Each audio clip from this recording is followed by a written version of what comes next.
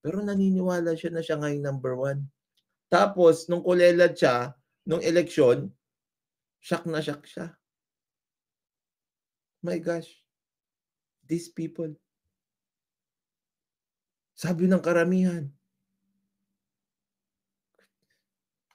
Hindi siya naaayon sa mga jurisprudence na nakaraan. Especially... Paano yung mga jurisprudence na ngayon? Ha? Kung mahilig ka pa mag-ganyan. Bakit mahilig ka mag-ganyan? 1-year bar rule.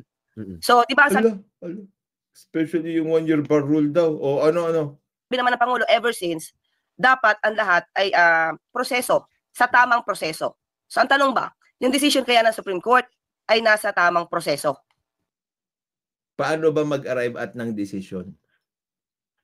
Ha? Hindi mo na naman maintindihan yan sinasabi mo eh.